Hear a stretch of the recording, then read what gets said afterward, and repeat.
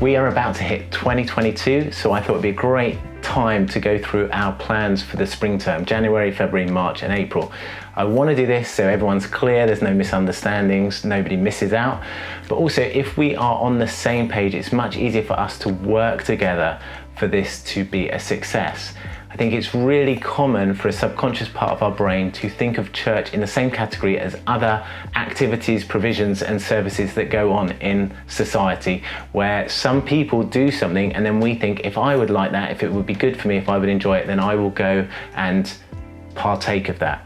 I think it's much better if we think of church as a family, so it's something that we are doing together, that we are all working to make happen, so that's why I want to go through this, and I guess that's especially relevant when I talk about our plans for Sunday morning. But first, let's do our rhythm. So if you imagine a month set up like this, so the days of the week align, on the first and the third Sundays we are going to gather 10:30 until midday as a whole church to do something a bit like a Sunday service, a few tweaks on what we might think of as a Sunday service.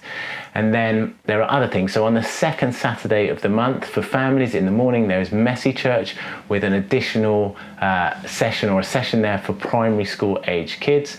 Now, it's not just for families, so if you are someone who likes to connect with God through craft and creativity and activities and stories, you are really welcome to come and engage with God there as well. And on that evening of that day as well, we'll do a session, Elevate session for secondary school age kids. There's another session that will be going on for college age kids at a different time. I'm not sure of the dates on that yet.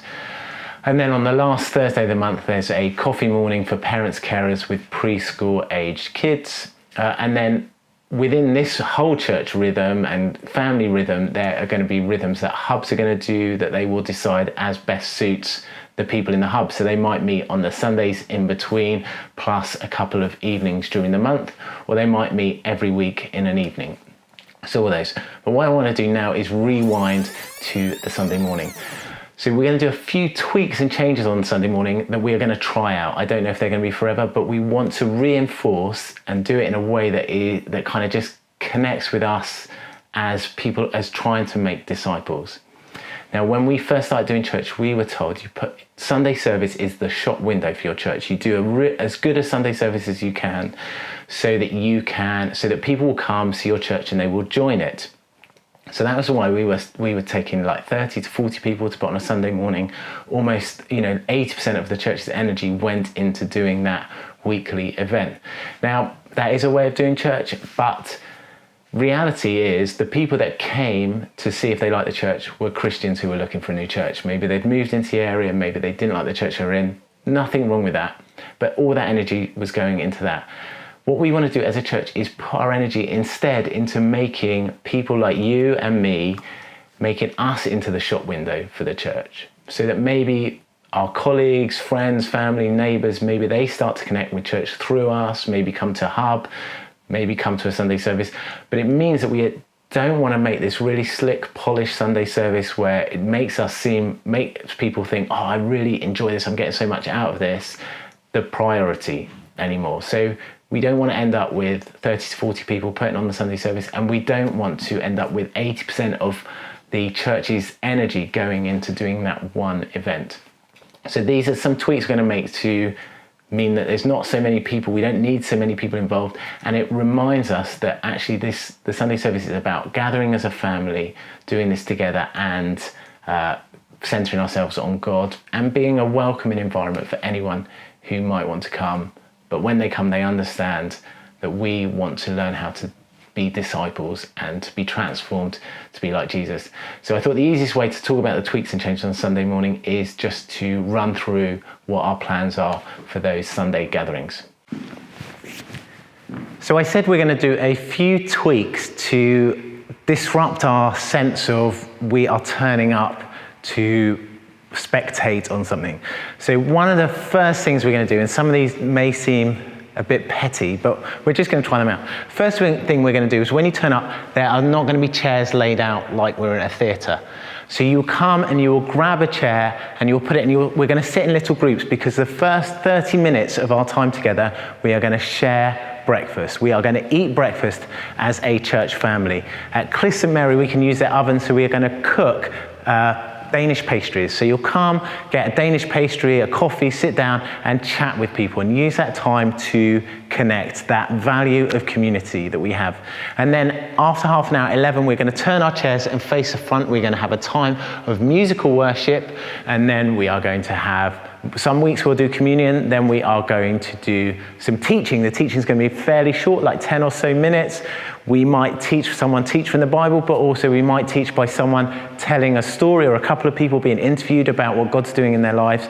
Both ways that Jesus used, he would teach, he would illuminate the kingdom of God as he talked about something, or he would share on someone's experience or what's going on in their lives and talk about God that way. So we're going to do that.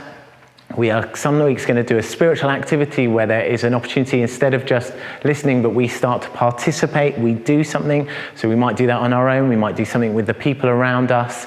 And then finally, we want to have a moment where we get to pray for each other. And for that, what we really want to do is have people who are willing and vulnerable enough to say, I would like to receive prayer. I would like to invite God into this situation and have people stand alongside me. And we're back, this is the whole thing of, unless we all work together, it doesn't really happen. So we need people who are going to be vulnerable enough to say, I have this situation, I would like people to pray for me. So often we just think, oh, it'd be fine, God knows, I'll just get on and I'll survive. But actually, if we are able to go up, and then we have some people who are willing to be vulnerable enough to come up and pray, I just think we are engaging with God in the moment, we are allowing God in, we are asking for him to speak to us, maybe through the people who are praying for us, we're inviting him to make a change.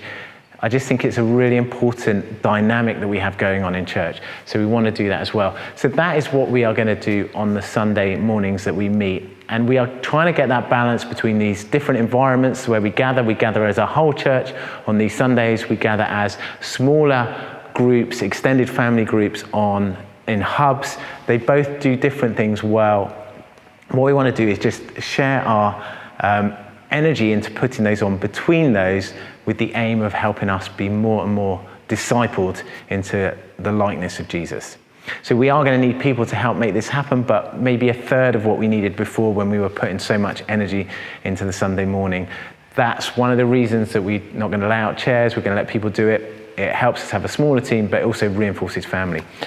We are not doing children's activities on the Sunday mornings. Again, you need a massive team to put on kids' work, you need extra rooms, all those things, so we're not going to do that.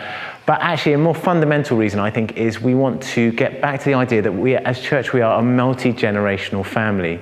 So the idea sometimes of kind of outsourcing our kids' spiritual development by putting them in this room once a week, isn't really the most effective way of helping kids grow up with a living faith. So alongside everything, what we are going to do is start doing a monthly Zoom call about how do we disciple our kids in our families, just talk about ways that work, have conversations, maybe get into groups with people at a similar life stage.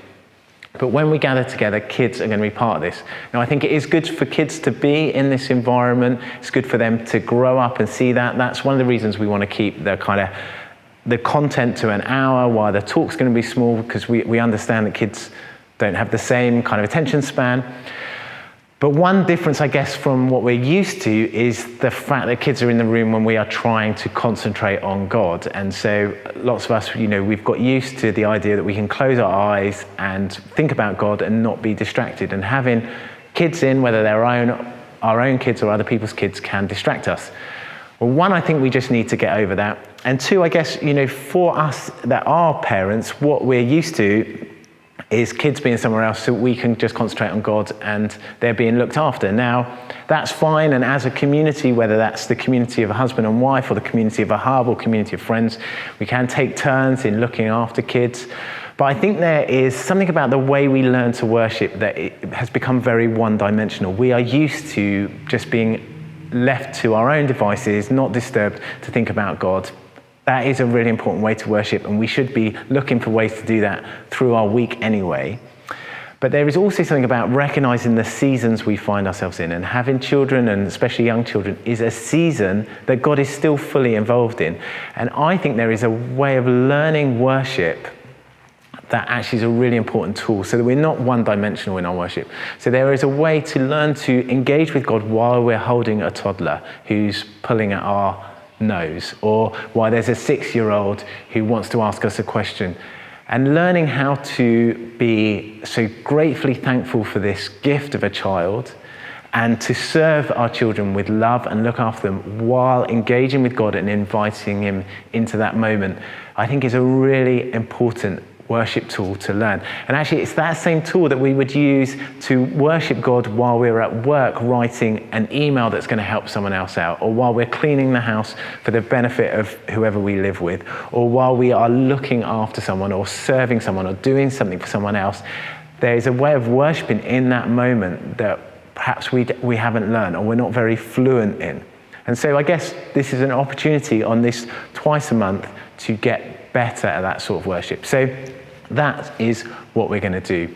So we're going to need teams to run this, and we'll talk about that when we meet the first time.